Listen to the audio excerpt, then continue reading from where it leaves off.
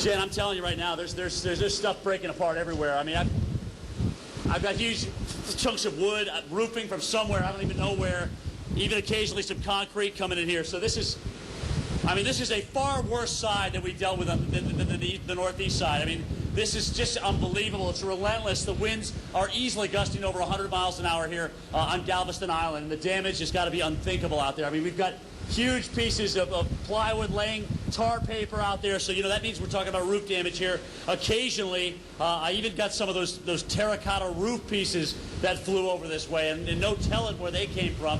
So, this is a huge blow coming in on the western edge of this eye wall here, and I'm not surprised. As people in Houston are losing power,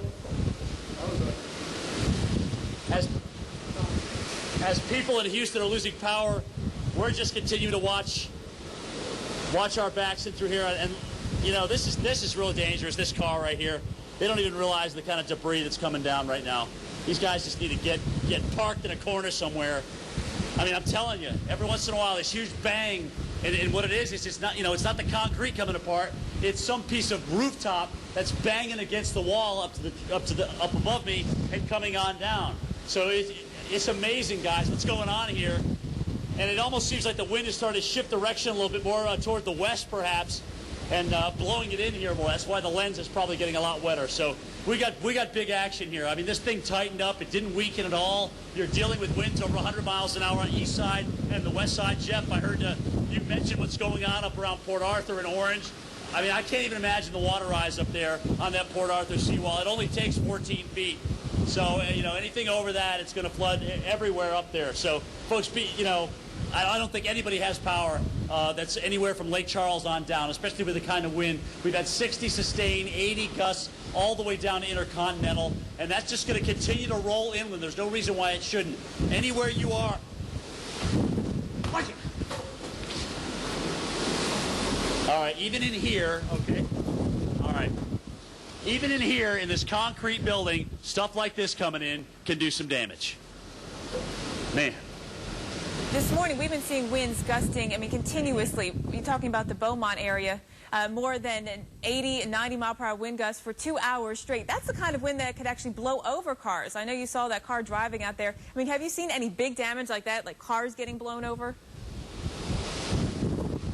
We have not seen, boy, I'm telling you, the winds are shifting around, Jen. We're getting it right on the chin here. I have not seen any cars blown over.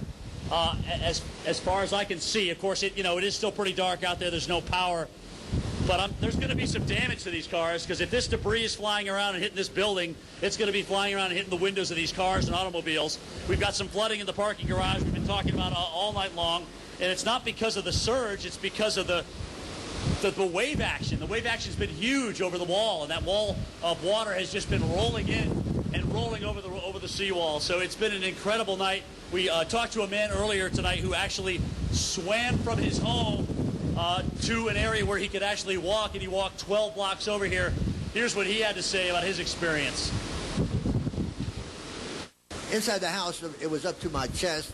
I had all my furniture floating up, and my house was 5 feet above the ground. And when I stepped outside, I was underwater.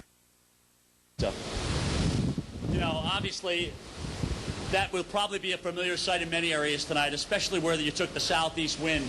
And guys, I'll tell you, just as soon as we turn and go to a soundbite or whatnot, you look out in the parking lot, there's more debris flying around. So tiling is ripping off. We've got some wood and certainly styrofoam just all over the place here. And we didn't have this before. We didn't have any of this before when we dealt with the eastern eye wall. So this side, much, much stronger. Makes sense, though, right? Pressure drops, wall tightens up, and now, unfortunately, everybody's going to have to deal with this thing as it moves ashore. Jen, maybe you can answer a question for me. Is the whole circulation center on shore yet or not? It is, Jim. In fact, the latest position update coming in from the National Hurricane Center has the circulation, the center of it near Mount Bellevue, and just about to the 20 miles east-southeast of the Intercontinental Airport. So that's on the north side of Houston. So the whole circulation has pushed on shore. But you mentioned the fact that it's worse on the west side, and it looks worse. When we look at it on the radar, certainly the bands are brighter. We're continuing to see that rotate around. It doesn't seem to be weakening. We started out with a 70-mile wide eye, and I really believe this. When you have a big hurricane like that and these storms come ashore, the friction of the land, once that wind field gets to them, almost creates like a traffic jam, and these things have the ability to tighten up. We've seen that from a radar standpoint. We've seen it from a pressure standpoint as well, especially this afternoon when we saw that diameter of that eye shrink down to about 40 nautical miles. But you know what? All that is science right now. We're dealing with the real deal out here. The western edge of this thing, amazingly on shore now for at least a couple of hours. And we are just getting hammered on this western eye wall.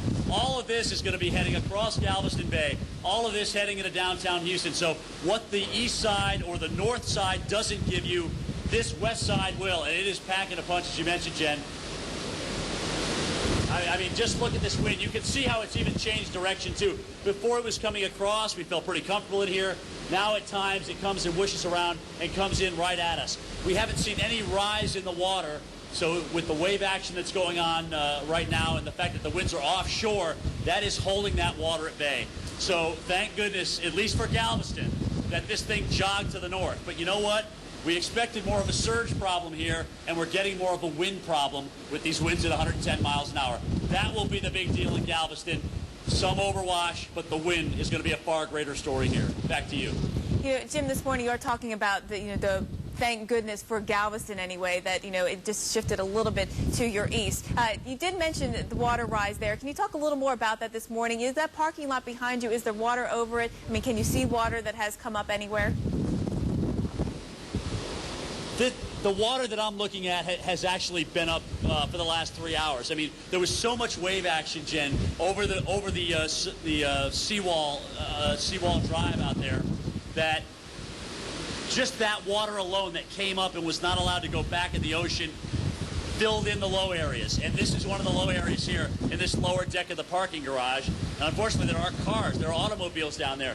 Chad, let's take a look at this sign right here. You'll notice the sign says a clearance 6 feet 5 inches. Then there's an exit sign. If you look down from that, that's not 6 feet 5 inches. That's about 4 feet. So there's about 3 feet of water sitting there in this parking garage. It has not moved at all. So at least, we haven't had a surge. And we've just gotten past high tide now about a couple of hours. And it's simply because we just didn't get on the east side of this thing. That's all. I can't even imagine. East side, southeast wind here, all of this would be underwater. I may even have had to go up an extra level because of the water that would be coming in here. So, Jen, a dangerous storm.